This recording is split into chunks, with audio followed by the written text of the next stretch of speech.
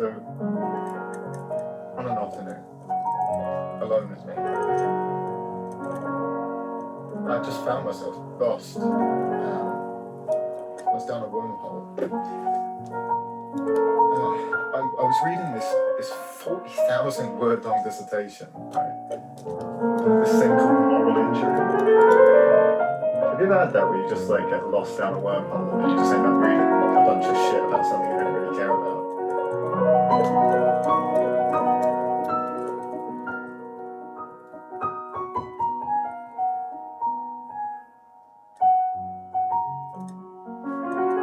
I guess it is important to care about everything you read, really.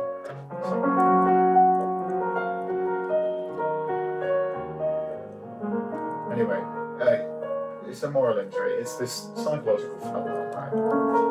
And it manifests itself in a person who sort of constantly, repeatedly, over and over again, and repetitively engages. Just like that. Just like that. She'll do it again. Just constantly, repetitively, over and over again. Repeatedly. And on 3. Engages in performing actions that directly contradict their personal ethics standards.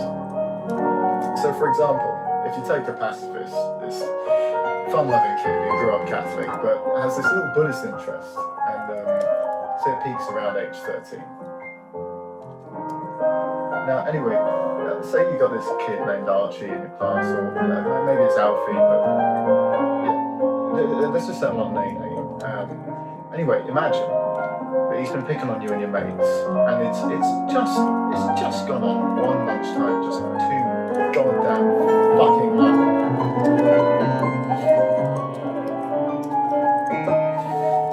I mean, you're used to him shoving you in the hallway, slamming your head into the mass desk table and kicking your legs out when you're in line for lunch. So you and your pals just bring in packed lunch now and you hang out by the sports hall and eat your sandwich and your salt and shake crisps, and then Alfie Archie finds out where you are and he's brought a few mates from the football team and they kick your fucking Yu-Gi-Oh cards and call you a bag, and so deep inside something snaps and you get up and punch this motherfucker in the jaw, and he's so damn startled because he wasn't expecting it that actually just leave you alone for a bit, and that leaves you with this really unfortunate belief that sometimes for some people that violence is the only answer.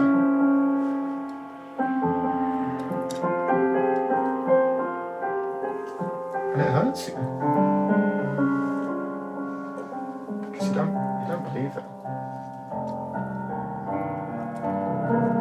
Maybe you even have bad dreams about it. You'll lay awake at night a couple of nights, you're just thinking about this idea you had of the world changing. You still believe that if you approach things with love, eventually it'll just get better, and in some cases it doesn't seem to, and that can really shake a person's sense of self if you believe that. Or so I imagine. Anyway, it doesn't really particularly come from anywhere. It's it's just a microscopic example of the sort of thing I was reading about. You know that thing, moral injury, that I was saying at the beginning? Do you remember what I was talking about, Drew? Right, yeah, I mean, yeah, probably anyway. So it seems to me anyway. Not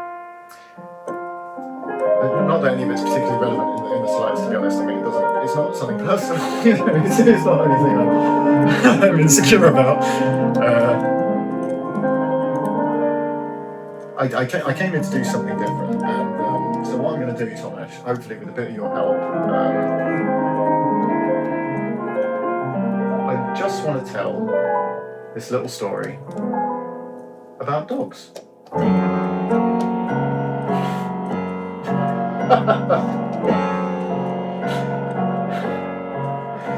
So imagine, right?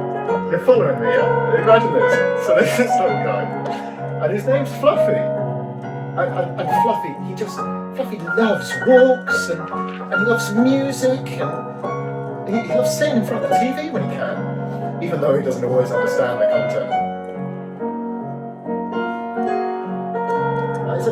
there is a little bit of a sad bit to this story, so I'll tell you about that now. So it's Fluffy's owner, right? Fluffy's owner liked to drink, and he was a drunk guy.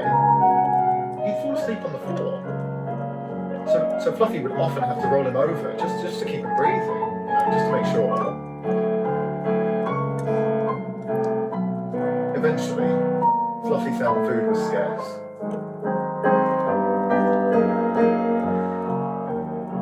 What are you going to do? His owner wasn't working, see,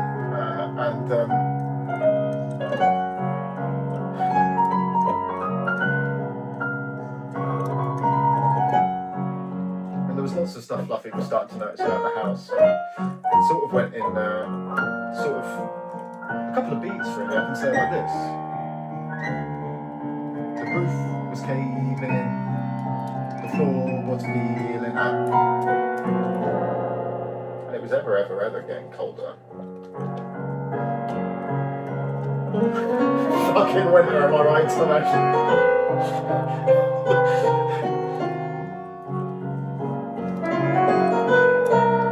Anyway, so Fluffy gets some work, right? Just to make ends meet, really. And he's serving the general public. And dog getting a job. He serves the public this various assortment of beverages. He works at a store, and he sells all kinds of things.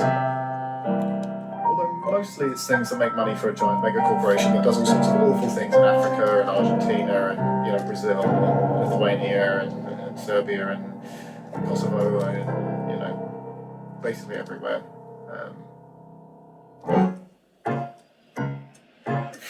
We don't like to think about that though, because it makes us Fluffy. And I mean, it's got to be said, the state of sadness Fluffy found within him seems to deepen. Especially when he realises the cash he's bringing home just wasn't enough. Fluffy found his owner had a hole dug so deep inside his soul that no amount of booze or food would fill it. So Fluffy takes another job. He's delivering things in his mouth because he's still eating goes in the mouth to well-to-do humans in the local city. But Fluffy's getting tired, because he's working so hard and his legs are buckled quite often. So he gets somebody to prop him up. But still, it's not enough.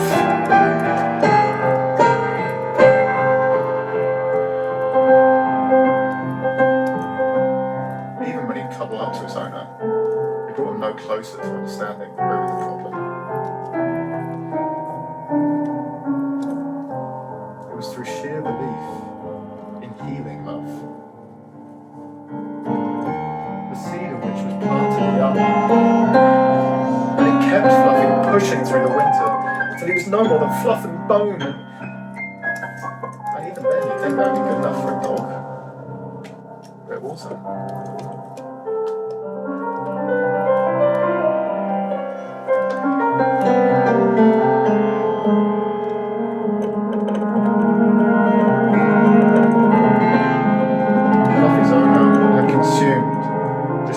Fluffy had.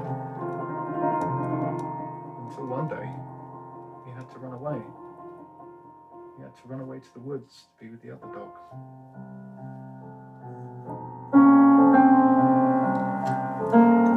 And even though he was happier with the other dogs, something inside him broke beyond repairing.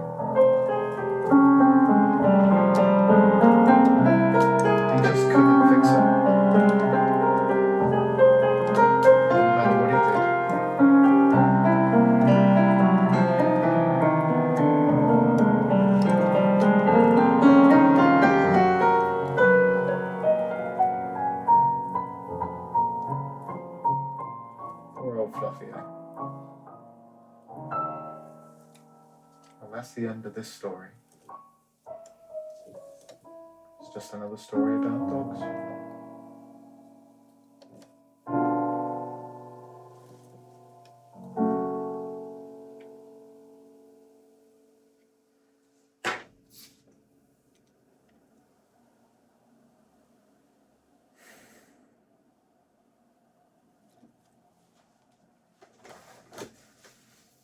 Nice. Everyone's sad. Everyone's sad. Everyone's sad again.